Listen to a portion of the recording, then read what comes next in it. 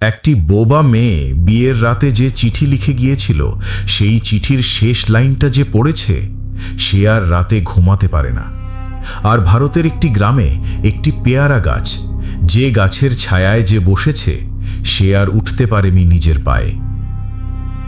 শ্রোতা বন্ধুরা, আজকের এপিসোড 169-এ আপনাদের স্বাগতম। ঘড়ির কাঁটায় ঠিক রাত 9টা বাজে।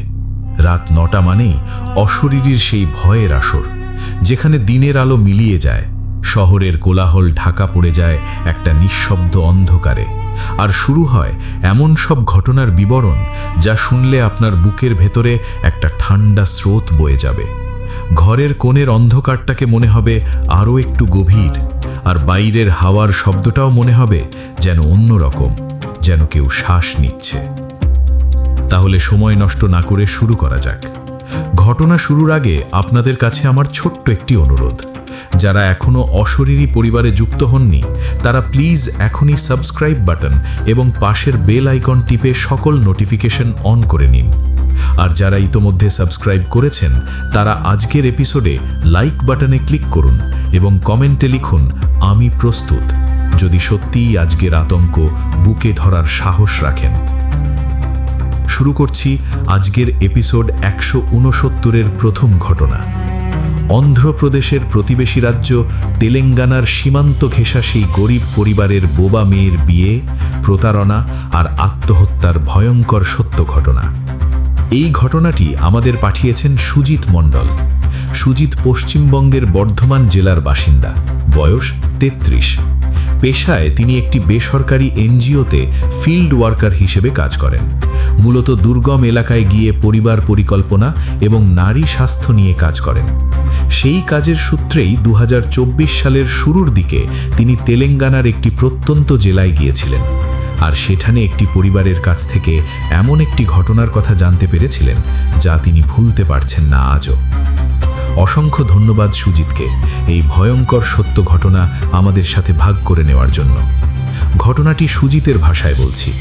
যেভাবে তিনি আমাকে বিস্তারিত জানিয়েছেন, ঠিক সেইভাবে আপনাদের সামনে তুলে ধরছি।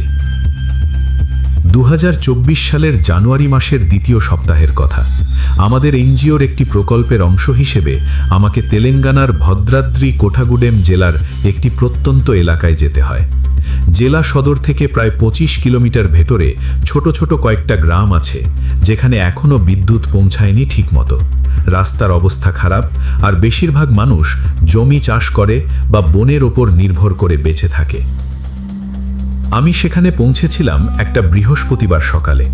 সাথে আমাদের স্থানীয় দলনেতা নারায়ণ রেড্ডি আর একজন দোভাষী লক্ষ্মী নামের একটি মেয়ে, যে তেলেগু আর হিন্দি দুটোই ভালো জানে।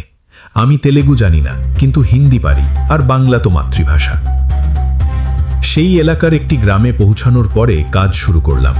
বাড়ি বাড়ি যাওয়া, মহিলাদের সাথে কথা বলা, স্বাস্থ্য সম্পর্কে সচেতনতা তৈরি করার চেষ্টা করা। এই কাজে অনেক পরিবারের সাথে পরিচয় হয়। সেই গ্রামের একটু প্রান্তে একটা ছোট বাড়ি, মাটির দেওয়াল, খড়ের ছাদ। বাড়িটা অন্য বাড়িগুলো থেকে একটু আলাদা। অন্য বাড়িগুলোয় মানুষের সাড়া শব্দ আছে, শিশুর কান্না আছে, মহিলাদের কথা আছে, কিন্তু এই বাড়িটা যেন নিস্তব্ধ, একটা অদ্ভুত নিস্তব্ধতা। লক্ষ্মী আমাকে বলল, দাদা, এই বাড়িতে না যাই। আমি জিজ্ঞেস করলাম, কেন? লক্ষ্মী একটু চুপ করে থাকলো, তারপর বলল, এই বাড়িতে একটা মেয়ে মরেছে বিয়ের রাতে। সেই থেকে এই পরিবারের কেউ ঠিকমতো ঘুমায় না। আমি সাংবাদিক না, কিন্তু এনজিওতে কাজ করতে করতে মানুষের দুঃখের ঘটনা শোনার একটা অভ্যাস হয়ে গেছে। আমি লক্ষ্মীকে বললাম, চলো একবার যাই। লক্ষ্মী রাজি হলো না প্রথমে। নারায়ণ রেড্ডি বলল, স্যার, ওই বাড়িতে না গেলেও চলবে। কিন্তু আমি বললাম, যদি ওই পরিবারে কোনো মহিলা থাকেন যার আমাদের কাজে দরকার আছে, তাহলে তাদের বাদ দেওয়া ঠিক না। শেষমেশ আমরা 3 জন সেই বাড়ির সামনে গেলাম। দরজায় ডাকলাম। অনেকক্ষণ পরে দরজা খুলল একজন বয়স্ক মহিলা। বয়স 50 থেকে 55-র মধ্যে হবে, কিন্তু দেখতে আরও বেশি বয়স্ক লাগছে। চোখের নিচে কালি, মুখে ক্লান্তির ছাপ, চুল অর্ধেক সাদা হয়ে গেছে। কিন্তু সবচেয়ে অদ্ভুত ব্যাপার হলো তার চোখ দুটো। চোখে একটা ভয়ের ছায়া স্থায়ী হয়ে গেছে, যেন সারাক্ষণ কিছু একটার ভয়ে থাকেন। লক্ষ্মী আমার সাথে তেলেগুতে কথা বলল। মহিলাটি আমাদের ভেতরে আসতে বললেন। ভেতরে ঢুকে একটা মাটির মেঝের ঘরে বসলাম। ঘরে তেমন কিছু নেই, একটা পুরনো চাটাই, একটা মাটির কলসি, একটা পুরনো ট্রাঙ্ক। কিন্তু একটা জিনিস চোখে পড়ল। ঘরের একটা দেওয়ালের কাছে মেঝেতে কয়েকটা মরা ফুল, যেন কেউ রোজ ফুল রাখে। একটা ছোট্ট ধূপকাঠি, পোড়া, ঠান্ডা। আমি লক্ষ্মীকে জিজ্ঞেস করলাম, ওখানে কি? লক্ষ্মী মহিলার সাথে কথা বলল। তারপর আমাকে বলল, উনি বলছেন ওখানে ওনার মেয়ে মারা গিয়েছিল। আমার বুকের ভেতরে একটা কষ্ট হলো। মহিলার নাম পরে জানলাম সাবিত্রী, স্বামীর নাম রমাইয়া। রমাইয়া এখন বাইরে কাজে। ছেলে একটা আছে, ছোট, বয়স 10-11 হবে, সে স্কুলে গেছে। লক্ষ্মী সাবিত্রীর সাথে আস্তে আস্তে কথা বলতে লাগলো। আমি পাশে বসে শুনছিলাম। লক্ষ্মী মাঝে মাঝে আমাকে অনুবাদ করে বলছিল। আর যা শুনলাম তা আমার জীবনের সবচেয়ে কষ্টের আর ভয়ের ঘটনাগুলোর একটা। মেয়ের নাম ছিল তুলসী, বয়স ছিল 19, জন্ম থেকেই বোবা, মানে কথা বলতে পারত না। শুনতে পেত, কানে কোনো সমস্যা ছিল না, কিন্তু গলা দিয়ে কোনো কথা বেরোতো না। শুধু কিছু অস্পষ্ট শব্দ করতে পারত, ইশারায় বুঝিয়ে দিত সব। কিন্তু মেয়েটা ছিল অসাধারণ, পড়াশোনায় মনোযোগী, স্থানীয় স্কুলে কয়েক বছর পড়েছে। যদিও বোবা বলে অনেকে ঠাট্টা করত। লিখতে পারত ভালো, ছবি আঁকত সুন্দর, আর মুখ দিয়ে কথা বলতে না পারলেও তার চোখ দিয়ে সব বলতে পারত। মা বলেছিলেন, তুলসীর চোখের দিকে তাকালে মনে হতো সে যা ভাবছে তা সব দেখা যাচ্ছে। পরিবারটা গরিব। রমাইয়া দিনমজুরি করেন, সাবিত্রী বাড়িতে থাকেন, কিছু সেলাইয়ের কাজ করেন। অবস্থা খুব একটা ভালো না, কিন্তু দুজনে মিলে সংসার টেনে চলেছিলেন। তুলসীর বয়স যখন 17, তখন থেকেই মেয়ের বিয়ের চিন্তা শুরু হয়। কিন্তু বোবা মেয়ের বিয়ে দেওয়া সহজ না। যারা সম্বন্ধ নিয়ে আসতো তারা মেয়ে দেখে ফিরে যেত। কেউ সরাসরি বলতো, কেউ ঘুরিয়ে বলতো, কিন্তু কথা একটাই, বোবা মেয়েকে কেউ নিতে চায় না। রমাইয়া ভেঙে পড়েছিলেন, সাবিত্রী কেঁদেছিলেন, কিন্তু তুলসী, মা বলেছিলেন, তুলসী কাঁদেনি, শুধু ইশারায় বলেছিল, মা চিন্তা করো না। এরপর 2023 সালের শেষের দিকে একটা সম্বন্ধ এলো। ছেলেটির নাম ভাস্কর, বয়স 27, পেশায় নাকি শহরে একটি দোকান আছে, মোবাইল মেরামতির, থাকে আরেকটি জেলায় দূরে। সম্বন্ধটা এনেছিল গ্রামেরই এক দালাল, স্থানীয়ভাবে যাকে সকলে চেনে মধ্যস্থতাকারী হিসেবে, নাম বলবো না। ভাস্কর এসেছিল একদিন, মেয়ে দেখেছিল এবং অবাক করা ব্যাপার, রাজিও হয়েছিল। সাবিত্রী আর রমাইয়া আনন্দে কেঁদেছিলেন। এত দিনের পরে একটা ছেলে রাজি হয়েছে, বোবা মেয়ের বিয়ে হবে, মেয়ের একটা সংসার হবে। কিন্তু ছেলের পরিবারের দাবি ছিল যৌতুকের, মোটামুটি একটা বড় অঙ্কের টাকা। রমাইয়ার পক্ষে সেটা দেওয়া সম্ভব না, কিন্তু মধ্যস্থতাকারী বলল ব্যবস্থা হবে, ছেলেপক্ষ একটু ছাড় দেবে। শেষমেশ কিছুটা কমিয়ে ঠিক হলো। রমাইয়া জমি বন্ধক দিলেন, আত্মীয় স্বজনের কাছ থেকে ধার করলেন, কষ্টে শিষ্টে টাকার ব্যবস্থা হলো। বিয়ে ঠিক হলো 2023 সালের ডিসেম্বরে। সাবিত্রী বললেন, তুলসী বিয়ের আগে একটু অন্যরকম হয়ে গিয়েছিল, মানে খুশি ছিল, কিন্তু সেই খুশির মধ্যে একটা অস্বস্তি ছিল। মাঝে মাঝে মার হাত ধরে থাকতো অনেকক্ষণ, মাঝে মাঝে চোখ দিয়ে জল পড়ত, কিন্তু কেন কাঁদছে জিজ্ঞেস করলে ইশারায় বলতো কিছু না। সাবিত্রী ভেবেছিলেন মেয়ে বাড়ি ছেড়ে যাওয়ার ভয়ে কাঁদছে, স্বাভাবিক, মেয়েরা বিয়ের আগে এভাবেই কাঁদে। বিয়ের আগের রাতে তুলসী একটা কাজ করেছিল, একটা কাগজে কিছু লিখেছিল। সাবিত্রী দেখেছিলেন কিন্তু পড়েননি, ভেবেছিলেন মেয়ে হয়তো কাউকে চিঠি লিখছে। বিয়ের দিন এলো, অনুষ্ঠান হলো, ছেলেপক্ষ এলো, বিয়ে হলো। কিন্তু বিয়ের পরে বিদায়ের সময় ভাস্কর যখন তুলসীকে নিয়ে যাচ্ছিল, তখন তুলসী পেছন ফিরে মার দিকে তাকিয়েছিল। সাবিত্রী বলেছিলেন, সেই চাহনি, সেই চোখের দিকে তাকিয়ে তার বুকে কেন জানি একটা কষ্ট হয়েছিল, একটা অজানা ভয়, একটা অস্বস্তি, কিন্তু বলতে পারেননি কি। তুলসী চলে গেল। বিয়ের পরের দিন সকালে ভাস্করের বাড়ি থেকে ফোন এলো। ফোনে শুধু বলল তুলসী নেই। সাবিত্রী প্রথমে বুঝতে পারেননি, নেই মানে? রাতে মারা গেছে। সাবিত্রী চিৎকার করে উঠেছিলেন। রমাইয়া ছুটে গিয়েছিলেন সেই বাড়িতে। তুলসীর মৃতদেহ পাওয়া গেছে বাড়ির পেছনের একটা ঘরে, সিলিংয়ের সাথে ওড়নায় ফাঁস লাগিয়ে। আত্মহত্যা। পুলিশ এসেছিল, তদন্ত হয়েছিল, ভাস্করকে কিছুদিন আটকও করা হয়েছিল, কিন্তু শেষমেশ ছাড়া পেয়ে গেছে। রমাইয়া মেয়ের মৃতদেহ নিয়ে বাড়ি ফিরেছিলেন। সেদিন বাড়িতে ফিরে সাবিত্রী কিছু জিনিসপত্র নিয়ে বসেছিলেন, আর তখন পেয়েছিলেন সেই কাগজটা, বিয়ের আগের রাতে তুলসী যেটা লিখেছিল। সাবিত্রী নিজে তেলুগু পড়তে পারেন, কাগজটা পড়েছিলেন। লক্ষ্মী আমাকে ধীরে ধীরে অনুবাদ করে বলল সাবিত্রীর কথা। তুলসী সেই কাগজে লিখেছিল, মা, আমি আজ রাতে ভাস্করের সাথে কথা বলতে চেয়েছিলাম, কিন্তু কথা বলতে পারিনি। ইশারা করেছি, সে বোঝেনি অথবা বুঝতে চায়নি। সে বলেছে বোবা মেয়েকে কেউ বিয়ে করে না। আমাদের বিয়েটার কারণ টাকা, বাবার টাকার জন্য। ভাস্কর আসলে বিবাহিত, তার আগে থেকে একটা বউ আছে, একটি সন্তানও আছে। এই বিয়ে আসল বিয়ে না। মধ্যস্থতাকারী দালাল আর ভাস্কর মিলে তোমাদের ঠকিয়েছে, আমাকে ঠকিয়েছে। সেখানেই শেষ হয়নি চিঠি। মা, আমি কথা বলতে পারি না বলে সবাই ভেবেছে আমি কিছু জানি না, বুঝি না, কিন্তু আমি সব বুঝি। আমি দেখেছি কিভাবে তুমি আর বাবা আমার জন্য কেঁদেছ। আমি দেখেছি কিভাবে বাবা জমি বন্ধক দিয়েছে। আমি দেখেছি কিভাবে তুমি সেলাইয়ের টাকা জমিয়েছ। সেই সব কিছু একটা মিথ্যার জন্য গেছে। আমি মুখ দিয়ে কথা বলতে পারি না, কিন্তু যদি পারতাম তাহলে হয়তো বলতে পারতাম, হয়তো চিৎকার করতে পারতাম, হয়তো কাউকে বলতে পারতাম, কিন্তু আমি পারি না। তাই এই লেখা রেখে যাচ্ছি। বাবা মাকে বলো আমি তাদের ভালোবাসি, আর বলো এই ঘরের পাশের জায়গায় একটা তুলসী গাছ লাগাতে। সেই গাছটার পাশে বসলে আমাকে পাবে। সাবিত্রী চিঠিটা পড়ে মেঝেতে পড়ে গিয়েছিলেন। পরে রমাইয়া সব জানতে পেরেছিলেন। থানায় গিয়েছিলেন, কিন্তু দালাল আর ভাস্করের বিরুদ্ধে প্রমাণ দেওয়া কঠিন ছিল। শেষমেশ মাল্লা ঝুলে আছে। কিন্তু এই ঘটনার পরে থেকে এবার সেই অংশ বলছি যেটার জন্য সুজিত আমাদের এই ঘটনা পাঠিয়েছেন। বিয়ের ঘর থেকে তুলসীর মৃতদেহ আনার পরের রাতে রমাইয়া বললেন, রাত তখন অনেক গভীর।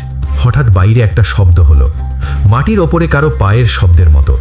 রমাইয়া উঠে দেখলেন কেউ নেই, কিন্তু সাবিত্রী ঘরের ভেতরে জেগে বসেছিলেন। তিনি শুনেছিলেন। পরের রাতেও, তৃতীয় রাতে সাবিত্রী নিজে উঠে দরজা খুলে দেখেছিলেন বাইরে কেউ নেই, কিন্তু ঘরের পাশে যেখানে মেয়ে বলেছিল তুলসী গাছ লাগাতে, সেখানে পায়ের ছাপ আছে, মাটির ওপরে ছোট পায়ের ছাপ। সাবিত্রী পরের দিন সেখানে একটা তুলসী গাছ লাগিয়েছিলেন। গাছটা লাগানোর পরের রাত থেকে পায়ের শব্দ থেমে গেছে, কিন্তু থামেনি আরেকটা ঘটনা।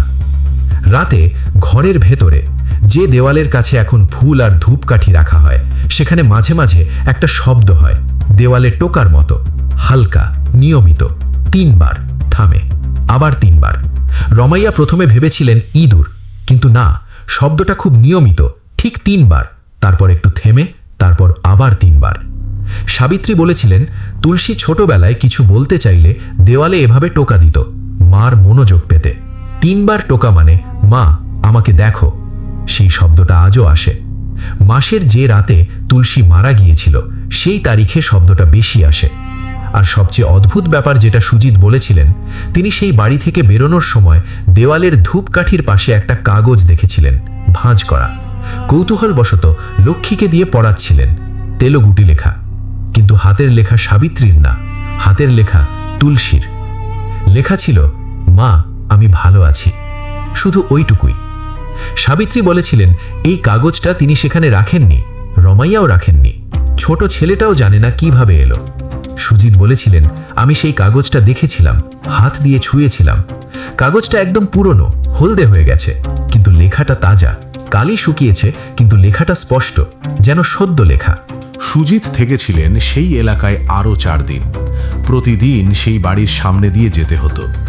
তৃতীয় দিনের সন্ধ্যায় সুজিত একা সেই বাড়ির কাছে দিয়ে যাচ্ছিলেন। তখন সন্ধ্যার আলো মিলিয়ে যাচ্ছে। বাড়িটার পাশের সেই তুলসী গাছের কাছে একটা মেয়েকে দেখলেন, পিঠ ফেরানো, দাঁড়িয়ে আছে গাছের পাশে। সুজিত ভাবলেন হয়তো গ্রামের কেউ। এগিয়ে গেলেন। মেয়েটা ঘুরে তাকালো। মুখটা, সুজিত বলেছিলেন, দেখলাম মুখটা ঠিকঠাক, একটা তরুণীর মুখ, কিন্তু সেই মুখে কোনো ভাব নেই, কোনো আবেগ নেই, শুধু তাকিয়ে আছে। এবং সেই মুখ দেখে সুজিতের মনে হয়েছিল এই মুখ তিনি আগে দেখেছেন। পরের দিন সাবিত্রীর কাছে গিয়ে তুলসীর কোনো ছবি আছে কিনা জিজ্ঞেস করলেন। সাবিত্রী একটা ছোট ছবি দেখালেন। সুজিত বলেছিলেন সেই মুখ, কাল সন্ধ্যায় তুলসী গাছের পাশে যে মেয়েকে দেখেছিলাম সেই একই মুখ। সুজিত শেষে বলেছিলেন, ভাই, আমি এনজিওতে কাজ করি, মানুষের দুঃখের ঘটনা দেখেছি অনেক, কিন্তু এই ঘটনা আলাদা। তুলসী বোবা ছিল, কিন্তু তার কষ্টটা ছিল সবচেয়ে তীব্র। সে বলতে পারেনি, চিৎকার করতে পারেনি, শুধু লিখেছিল, আর সেই লেখাও বাবা মা পড়েছিলেন তার মৃত্যুর পরে। কিন্তু যেটা আমাকে এখনো রাতে জাগিয়ে রাখে সেটা হলো সেই কাগজ, মা আমি ভালো আছি, এই কথাটা। তুলসী হয়তো যেতে পারেনি, হয়তো সে এখনো সেই তুলসী গাছের পাশে আছে, তার মাকে বলতে চাইছে, আমি আছি মা, তুমি একা নও। আর সেই দেওয়ালে টোকার শব্দ 3 বার করে, এটা ভুলতে পারছি না। এই ছিল আজকের প্রথম ঘটনা। শ্রোতা বন্ধুরা, রাত 9টা মানেই অশরীরীর ভয়ের আসর, আর এই আসরে শুধু ভয় নেই, আছে বেদনাও। তুলসীর ঘটনা একটা কষ্টের ঘটনা, একটা অন্যায়ের ঘটনা। একটি বোবা মেয়ে যে বলতে পারেনি, চিৎকার করতে পারেনি, সে হয়তো এখনো বলার চেষ্টা করছে, দেওয়ালে 3 বার টোকা দিয়ে। আর মনে রাখবেন, অশরীরী কখনো কালো জাদু, অন্ধবিশ্বাস ও কুসংস্কারকে প্রমোট করে না। অশরীরীর সকল ঘটনা আপনি বিশ্বাস করবেন কি করবেন না, সেটা একান্তই আপনার নিজের ব্যাপার, তবে বিনোদন হিসেবে নেওয়াই হবে বুদ্ধিমানের কাজ। এবার প্রস্তুত হন আজকের দ্বিতীয় ঘটনার জন্য। আজকের দ্বিতীয় ঘটনা নিয়ে আমরা যাব ভারতের এক প্রাচীন রাজ্যের ভেতরে। সেখানে একটি গ্রামের মাঝখানে দাঁড়িয়ে আছে একটি পেয়ারা গাছ। বয়স তার কেউ জানে না, কিন্তু এই গাছকে কেন্দ্র করে বছরের পর বছর ধরে ঘটে আসছে এমন সব ঘটনা যা শুনলে আপনি দিনের আলোতেও সেই গাছের ছায়ায় বসতে সাহস পাবেন না। দ্বিতীয় ঘটনা, ওড়িশার অভ্যন্তরের এক প্রত্যন্ত গ্রামে সেই অভিশপ্ত পেয়ারা গাছকে কেন্দ্র করে ঘটে যাওয়া একাধিক ভয়ঙ্কর সত্য ঘটনা। এই ঘটনাটি আমাদের পাঠিয়েছেন তাপস দাস। তাপস পশ্চিমবঙ্গের মেদিনীপুরের বাসিন্দা, বয়স 39, পেশায় তিনি একজন ইঞ্জিনিয়ার, একটি রাষ্ট্রায়ত্ত সংস্থায় কাজ করেন। কাজের সূত্রে তাকে মাঝে মাঝেই ওড়িশার বিভিন্ন জায়গায় যেতে হয়। 2023 সালের মাঝামাঝি একটি প্রকল্পের জন্য ওড়িশার কালাহান্ডি জেলার কাছের একটি এলাকায় গিয়েছিলেন। সেখানে স্থানীয় একটি গ্রামে থাকার ব্যবস্থা হয়েছিল, আর সেই গ্রামেই ছিল সেই গাছ। অসংখ্য ধন্যবাদ তাপসকে এই ভয়ঙ্কর সত্য ঘটনা আমাদের সাথে ভাগ করে নেওয়ার জন্য। ঘটনাটি তাপসের ভাষায় বলছি। 2023 সালের জুলাই মাসের শুরুর দিকে আমি ওড়িশার কালাহান্ডি জেলার কাছাকাছি একটি এলাকায় পৌঁছাই। প্রকল্পের কাজ ছিল একটি ছোট জলাধার নির্মাণের সম্ভাব্যতা যাচাই করা। দলে আমি ছাড়া আরও 2 জন ছিলেন, আমাদের জুনিয়র ইঞ্জিনিয়ার রাজেশ আর একজন স্থানীয় সরকারি প্রতিনিধি হরিহর নায়েক। এলাকার কাছাকাছি একটি গ্রামে আমাদের থাকার ব্যবস্থা করা হয়েছিল। গ্রাম পঞ্চায়েতের একটি ছোট ডাক বাংলো ধরনের জায়গা, 2টো ঘর, একটা রান্নাঘর, সাধারণ ব্যবস্থা। গ্রামে পৌঁছানোর দিনই সন্ধ্যার দিকে গ্রামটা একটু ঘুরে দেখলাম। ছোট গ্রাম, 50-60টা বাড়ি হবে, একটা ছোট মন্দির আছে, একটা পুকুর আছে, আর গ্রামের মাঝখানে একটা খোলা জায়গায় একটা বড় গাছ। প্রথম দেখায় গাছটাকে অস্বাভাবিক মনে হয়নি। পেয়ারা গাছ, কিন্তু অনেক বড়। একটা পেয়ারা গাছ সাধারণত এত বড় হয় না, কিন্তু এই গাছটার মোটা কাণ্ড, ছড়ানো ডালপালা, ঘন পাতা দেখে মনে হলো গাছটার বয়স অনেক, 20-25 বছর হলেও হতে পারে, বা আরও বেশি। কিন্তু গাছটার কাছে কেউ নেই। মানে গ্রামের মাঝখানে এত বড় একটা ছায়াঝন্ন গাছ, কিন্তু তার তলায় কেউ দোষছে না। গ্রামের বাচ্চা কাচ্চারা সন্ধ্যায় বাইরে খেলছে, কিন্তু সেই গাছের ত্রিসীমানায় নেই। আমি হরিহর নায়ককে জিজ্ঞেস করলাম, ওই গাছটার কাছে কেউ যায় না কেন? হরিহর একটু থামল, তারপর বলল, ওই গাছের ব্যাপারটা জটিল স্যার। আমি বললাম, জটিল মানে? হরিহর বলল, বসুন বলছি। সেই রাতে আমরা ডাক বাংলোর সামনে বসে হরিহরের কাছ থেকে শুনলাম সেই গাছের ইতিহাস। রাজেশও ছিল সাথে। হরিহর বলল, এই গ্রামের বয়স্ক মানুষরা বলেন যে এই পেয়ারা গাছটার বয়স নিয়ে কেউ নিশ্চিত নয়। কেউ বলেন 50, কেউ বলেন 100-র বেশি, কিন্তু সবাই একটা ব্যাপারে একমত যে এই গাছটা কখনো স্বাভাবিক ছিল না। শুরুটা হয়েছিল আনুমানিক 25-30 বছর আগে। গ্রামের একজন মানুষ, নাম ছিল বুধিয়া, সে একটা ঝগড়ার জেরে তার স্ত্রীকে খুব মেরেছিল। মারের চোটে স্ত্রী আহত হয়েছিল মারাত্মকভাবে। পরিবারের লোকজন হাসপাতালে নিয়ে গিয়েছিল। স্ত্রী বেঁচে ছিল, কিন্তু এক হাত অবশ হয়ে গিয়েছিল। বুধিয়াকে গ্রাম থেকে বের করে দেওয়া হয়েছিল। সে চলে গিয়েছিল, কিন্তু যাওয়ার আগে সে ওই পেয়ারা গাছের তলায় একটা রাত ছিল। কি করেছিল কেউ জানে না। পরদিন ভোরে দেখা গেছে সে নেই। সেই থেকেই গাছের কাছাকাছি যারা গেছে তাদের নিয়ে অদ্ভুত ঘটনা ঘটেছে। প্রথম ঘটনাটা ঘটেছিল সেই ঘটনার মাস দুয়েক পরে। গ্রামের একটা ছেলে বয়স 15 গাছের নিচে বসেছিল দুপুরবেলায়, ছায়া একটু ঘুমানোর জন্য। বিকেলে ঘুম থেকে উঠে সে বাড়ি ফিরেছিল, কিন্তু সেই রাত থেকেই সে আজব আচরণ করতে শুরু করলো। রাতে উঠে বাইরে যেত, কাউকে কিছু বলতো না, ভোরে ফিরে আসতো। বাড়ির লোক অনুসরণ করেছিল একদিন। ছেলেটা গিয়েছিল সেই পেয়ারা গাছের তলায়, সেখানে একা বসে থাকছিল মাঝরাতে। তারা ছেলেকে ডাক দিয়েছিল, সে উঠে এসেছিল, কিন্তু চোখ তখন ঘুমন্ত মানুষের মতো, জেগে আছে কিন্তু দেখতে পাচ্ছে না ঠিক মতো। পরের দিন জিজ্ঞেস করা হয়েছিল, ছেলেটি বলেছিল স্বপ্নে একজন ডাকে, বলে আসতে। কে ডাকে জানি না, কিন্তু গলাটা চেনা। এই ঘটনার পরে পরিবার ছেলেটাকে নিয়ে এলাকার একজন বৈদ্যের কাছে গিয়েছিল। বৈদ্য বলেছিলেন, ওই গাছের কাছে ছেলেকে নিয়ে যেও না আর। কয়েক সপ্তাহ পরে ছেলেটা স্বাভাবিক হয়ে গিয়েছিল। কিন্তু এটাই একমাত্র ঘটনা নয়। হরিহর বলল, এরপর থেকে প্রায় প্রতি বছরই কোনো না কোনো ঘটনা ঘটেছে সেই গাছকে কেন্দ্র করে। একবার একজন বাইরের লোক ব্যবসার কাজে এসেছিল গ্রামে। গাছের নিচে দুপুরে বিশ্রাম নিয়েছিল। বিকেলে উঠে বাড়িতে ফেরার পথে হঠাৎ পথ ভুলে যায়। 1 মাইলের পথ চিনতে পারছিল না। গ্রামের লোক খুঁজে তাকে পায় সেই পেয়ারা গাছের পাশে আবার দাঁড়িয়ে। মানুষটা বলছিল, আমি তো সোজা হেঁটে এলাম, এখানে আসিনি। সেটা গ্রীষ্মকালের ঘটনা। আরেকটা ঘটনা শীতকালে। গ্রামের একজন বয়স্ক মহিলা, বয়স 70-এর কাছাকাছি, একদিন সন্ধ্যায় মন্দির থেকে ফেরার সময় সেই গাছের পাশে গিয়ে থমকে দাঁড়িয়ে পড়েন। পেছনে থাকা প্রতিবেশী মহিলা ডাক দিলেন, কোনো সাড়া নেই। কাছে গিয়ে দেখলেন মহিলা দাঁড়িয়ে আছেন গাছের দিকে তাকিয়ে, চোখ খোলা কিন্তু সাড়া নেই। ধরাধরি করে বাড়ি নিয়ে গেলেন। সেই রাতে মহিলার জ্বর হলো, প্রচণ্ড জ্বর। 3 দিন 3 রাত জ্বরে কাটল। জ্বর কমার পরে মহিলা বললেন, ওই গাছে কেউ আছে, আমি দেখেছি। কে আছে? একটা মানুষের মতো ছায়া গাছের ভেতরে আমাকে দেখছিল। এই ধরনের ঘটনা বছরের পর বছর ধরে চলেছে। গ্রামের লোকজন গাছটাকে এড়িয়ে চলে, বাচ্চারা ওদিকে যায় না, রাতে তো কেউ যায় না। কিন্তু সবচেয়ে বড় ঘটনাটা ঘটেছিল আমাদের আসার মাস 2 আগে, মানে 2023 সালের মে মাসে। হরিহর বলল, এটা বলতে একটু কষ্ট লাগছে স্যার, কারণ আমি সরকারি লোক, কিন্তু যা দেখাচ্ছি তা না বলে পারছি না। মে মাসে গ্রামের এক যুবক নাম গোপাল বাইরে থেকে পড়াশোনা শেষ করে গ্রামে ফিরে এসেছিল। শহরে পড়েছে, বিজ্ঞান পড়েছে, এই ধরনের গাছ ভূতের গল্প সে বিশ্বাস করে না। গ্রামের লোকজন যে গাছটাকে ভয় পায় সেটা নিয়ে সে প্রকাশ্যেই বলেছিল এসব কুসংস্কার। একদিন দুপুরে খাওয়ার পরে গোপাল সেই গাছের নিচে চাটাই পেতে শুয়ে পড়ল। গ্রামের কয়েকজন বলতে গিয়েছিল, গোপাল হেসেছিল। বিকেলে ঘুম ভাঙলে গোপাল উঠে বাড়ি গেল। বাড়িতে এসে চুপচাপ বসে রইল। সন্ধ্যায় মা খাবার দিতে গেলেন, গোপাল খেল না। রাতে শুয়ে পড়ল। মাঝরাতে গোপালের ঘর থেকে একটা শব্দ এলো। মা ছুটে গেলেন। গোপাল বিছানায় বসে আছে, কিন্তু বসার ভঙ্গিটা অদ্ভুত। একটা দিকে হেলানো, চোখ খোলা, কিন্তু কোনো সাড়া নেই। মা ডাকলেন। গোপাল ঘুরে তাকালো, কিন্তু চোখে চেনার ভাব নেই। মা বললেন, গোপাল কি হয়েছে? গোপাল একটু থামল, তারপর বলল, একটা গলায়, যেটা তার নিজের গলার মতো কিন্তু একটু ভিন্ন, একটু গভীর, বলল, আমি গোপাল না। মা চিৎকার করে উঠলেন। বাবা ছুটে এলেন। গোপাল তখন আবার স্বাভাবিক হয়ে গেছে, মানে সাড়া দিচ্ছে, কথা বলছে, কিন্তু মাঝের কয়েক মিনিটের কথা তার মনে নেই, কি বলেছে জানে না। পরের কয়েকদিন গোপালের সাথে আরও কয়েকটা ঘটনা ঘটল।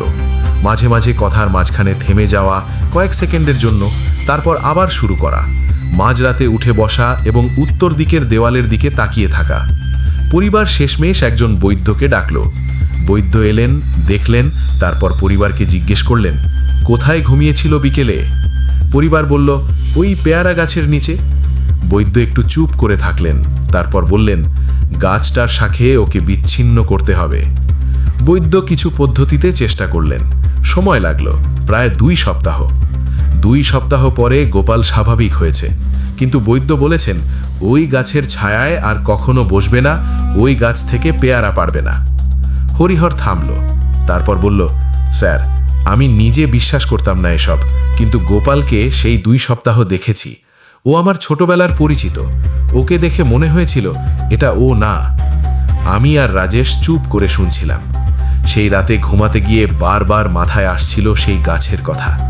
রাজেশ বলল, দাদা আমি কাল একটু ওই গাছের কাছে যাব, ছবি তুলব। আমি বললাম, গিয়ে ছবি তোলো, কিন্তু গাছের নিচে বসো না। রাজেশ হাসল, দাদা তুমিও বিশ্বাস করতে শুরু করলে? আমি বললাম, বিশ্বাস করা না করার প্রশ্ন নয়, অনুরোধ। পরের দিন সকালে কাজে বের হলাম। রাজেশ আলাদাভাবে একটু ঘুরতে গেল। দুপুরে ফিরে আসার কথা। দুপুরে রাজেশ ফিরল, কিন্তু ফিরে আসে একটু চুপচাপ। জিজ্ঞেস করলাম, কি হয়েছে? রাজেশ বলল, কিছু না, কিন্তু সেদিন বিকেলে আমি লক্ষ্য করলাম রাজেশ বারবার বাইরের দিকে তাকাচ্ছে, মানে যেদিকে সেই গাছ সেদিকে। রাতে খেতে বসে রাজেশ কম কথা বলল। রাত 10টার দিকে আমি ঘরে পড়ছিলাম, রাজেশ বসের ঘরে। হঠাৎ রাজেশের ঘর থেকে একটা শব্দ হলো। আমি উঠে গেলাম। রাজেশ জানালার কাছে দাঁড়িয়ে আছে, বাইরের দিকে তাকাচ্ছে। আমি ডাকলাম, রাজেশ। সে ঘুরল না। আবার ডাকলাম, এবার ঘুরল, কিন্তু চোখে সেই ভাবটা, হরিহর গোপালের কথা বলতে গিয়ে যেটার কথা বলেছিল, চেনার ভাব নেই। আমি এগিয়ে গিয়ে কাঁধে হাত দিলাম। রাজেশ, কি হয়েছে? একটু থামলো, তারপর চোখের ভাব পরিষ্কার হলো। দাদা কিছু হয়নি, ঘুম আসছিল না। বাইরে কি দেখছিলে? রাজেশ একটু থামলো। মনে হলো ওই গাছটা দিক থেকে কেউ ডাকছে। আমার বুকে একটা ঠান্ডা লাগলো। ডাকছে মানে? না, মানে হয়তো বাতাসের শব্দ, কিছু না। আমি রাজেশকে আর জানালার কাছে থাকতে দিলাম না। আমরা দুজন আমার ঘরে বসলাম। জিজ্ঞেস করলাম, দুপুরে ওই গাছের কাছে গিয়েছিলে? রাজেশ একটু চুপ থাকলো। হ্যাঁ। গাছের নিচে বসেছিলে? আরও একটু চুপ। একটু ছবি তুলছিলাম, হাঁটু মুড়ে বসেছিলাম একটু, গাছের গোড়ার একটা ছবি তুলব বলে। কতক্ষণ? 5 মিনিট মতো। 5 মিনিট? আমি হরিহরকে ফোন করলাম। রাত তখন 10:30। হরিহর ফোন ধরল। আমি সব বললাম। হরিহর বলল, স্যার আমি এক্ষুনি আসছি। হরিহর আসার পরে রাজেশকে দেখল। রাজেশ তখন কথা বলছিল স্বাভাবিক, কিন্তু হরিহর তার চোখের দিকে তাকিয়ে বলল, স্যার গ্রামে একজন আছেন, এক্ষুনি নিয়ে যাওয়া উচিত। আমরা রাত 11টায় গ্রামের সেই বৈদ্যের বাড়িতে গেলাম। বৈদ্য বয়স্ক মানুষ, 70-এর কাছাকাছি, কিন্তু তার চোখে একটা তীক্ষ্ণতা আছে। রাজেশকে দেখলেন, কিছু বললেন না প্রথমে। তারপর জিজ্ঞেস করলেন হরিহরের মাধ্যমে, ওই গাছের নিচে কি করছিলে? রাজেশ বলল, ছবি তুলছিলাম, বসেছিলাম একটু। গাছে হাত দিয়েছিলে? রাজেশ একটু থামল। হ্যাঁ, গাছের গায়ে হাত রেখেছিলাম একটু, শ্যাওলা ছিল। বৈদ্য একটু মাথা নাড়লেন, তারপর বললেন, এটা সেই মানুষের ব্যাপার না যে বুধিয়ার কথা বলি। এই গাছে আরো আগে থেকেই কিছু আছে। বুধিয়া হয়তো সেই কিছুকে শক্তিশালী করে গেছে, কিন্তু গাছটা আগে থেকেই এরকম। আমি জিজ্ঞেস করলাম, কি আছে গাছে? বৈদ্য বললেন, সেটা বলা কঠিন, কিন্তু যে গাছের তলায় বসে বা গাছে হাত দেয়, তার মধ্যে সে একটা সুতো গেঁথে দেয়। সেই সুতো ধরে সে টানে রাতে। কিভাবে ছাড়ানো যাবে? বৈদ্য বললেন, এটা বেশি দিনের না, 1 দিন হয়নি, এখনো সুতোটা শক্ত হয়নি। সেই রাতে বৈদ্য কিছু পদ্ধতিতে রাজেশকে দেখলেন। 1 ঘন্টার মতো সময় লাগলো। রাতে ডাকবাংলোয় ফিরলাম। রাজেশ সেই রাতে ঠিকঠাক ঘুমোলো। পরের দিন সকালে রাজেশ স্বাভাবিক, জানালার দিকে টান নেই। কিন্তু আমি সেই সকালেই একটা কাজ করলাম। আমি একা সেই পেয়ারা গাছের দিকে গেলাম। কাছে গেলাম, কিন্তু ছায়ার বাইরে থেকে গাছের দিকে তাকালাম। দিনের আলোয় সকালের রোদে গাছটাকে দেখলাম ভালো করে। গাছটা বড়, অনেক বড়, ডালপালা ছড়ানো। কিন্তু একটা ব্যাপার, গাছে পেয়ারা নেই। পুরো গাছে একটাও পেয়ারা নেই, ফুলও নেই, শুধু পাতা। একটা পেয়ারা গাছে জুলাই মাসে পেয়ারা থাকার কথা, ফল না হলেও ফুল থাকার কথা, কিন্তু কিছুই নেই। আমি ফিরে আসার সময় পিছনে তাকালাম। গাছটার একটা বড় ডালে উপরের দিকে একটা ছায়া মতো কিছু আছে। দিনের আলোয় ছায়া হওয়ার কথা নয়, কারণ রোদ গাছের পাতার ভেতর দিয়ে আসছে, কিন্তু সেই ডালের কাছে একটা ঘন কালো জায়গা। আমি চোখ কচলালাম, আবার তাকালাম, ছায়াটা নেই। আমি ফিরে এলাম। সেই দিনই আমরা কাজ শেষ করে এলাকা ছেড়ে আসার সিদ্ধান্ত নিলাম। হরিহর বলল, বেশি দিন থাকার দরকার নেই স্যার। যাওয়ার সময় হরিহর আমাকে একটা কথা বলল, স্যার জানেন কি, গ্রামের পুরনো মানুষরা বলেন ওই গাছে কখনো পাখি বসে না। আমি একটু থামলাম। পাখি বসে না? না, গ্রামে অনেক পাখি আছে, ময়না, শালিক, কাক, কিন্তু ওই গাছে কোনো পাখি বসে না, বসতে চায় না কখনো। আমি আর কিছু বললাম না। ফেরার পথে গাড়িতে বসে জানালা দিয়ে সেই গাছটার দিকে একবার তাকালাম। গাছটা দাঁড়িয়ে আছে, ঘন পাতা, ঝিরিঝিরি বাতাস, কিন্তু আশেপাশের গাছগুলোতে পাখির শব্দ। ওই পেয়ারা গাছে কোনো পাখি নেই। আমি চোখ ফেরালাম, কিন্তু সেই রাতে হোটেলে, মানে অন্য একটা জায়গায় গিয়ে উঠেছিলাম, ঘুমের মধ্যে একটা স্বপ্ন দেখলাম। স্বপ্নে সেই পেয়ারা গাছ, রাতের অন্ধকারে, আর গাছের তলায় একটা মানুষ বসে আছে, পিঠ ফেরানো। আমি স্বপ্নে এগিয়ে গেলাম, মানুষটা ঘুরল, মুখ দেখলাম, কিন্তু মুখটা মনে নেই। ঘুম ভেঙে গেল আর মুখটা মনে রইল না। শুধু মনে আছে মুখ দেখার পরে আমি স্বপ্নে পিছিয়ে গিয়েছিলাম এবং মানুষটা বলেছিল একটা কথা। কি বলেছিল মনে নেই, কিন্তু কণ্ঠস্বরটা মনে আছে। সেটা স্বাভাবিক মানুষের গলার মতো না। তাপস শেষে বলেছিলেন, ভাই, আমি ইঞ্জিনিয়ার, আমি মাটি পরীক্ষা করি, জলাধারের হিসেব করি। এই ধরনের জিনিস আমার ক্ষেত্রের না, কিন্তু সেই গাছটার কথা ভুলতে পারছি না। রাজেশকে দেখেছিলাম জানালার সামনে দাঁড়িয়ে সেই গাছের দিকে তাকিয়ে। সেই চোখে কিছু একটা ছিল না। রাজেশ ছিল, কিন্তু রাজেশ ছিল না। আর হরিহর যেটা বলেছিল, পাখি বসে না, এই একটা কথাই আমার কাছে যথেষ্ট। পাখি অনেক কিছু বোঝে যা আমরা বুঝি না। তারা যেখানে যেতে চায় না, সেখানে আমাদেরও না যাওয়াই ভালো। ওই গাছের ছায়ায় বসা মানে সেই সুতোর কথা বৈদ্য বলেছিলেন, সেই সুতো গেঁথে দেওয়া।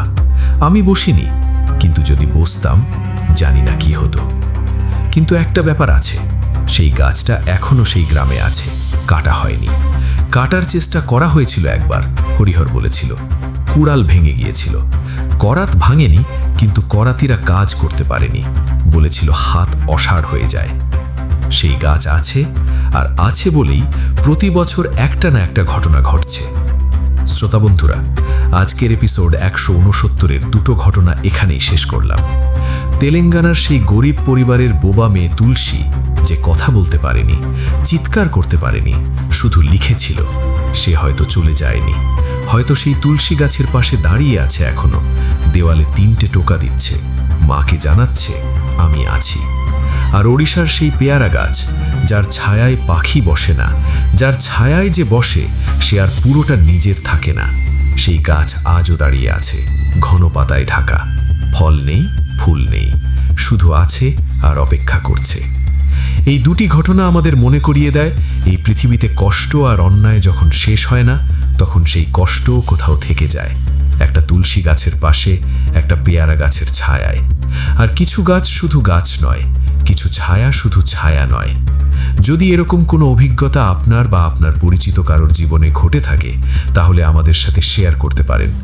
আপনার পরিচয় সম্পূর্ণ গোপন রাখার প্রতিশ্রুতি দিচ্ছি। আজকের এপিসোড কেমন লাগলো কমেন্ট বক্সে জানাতে ভুলবেন না। লাইক দিন, আপনার প্রিয়জনের সাথে শেয়ার করুন।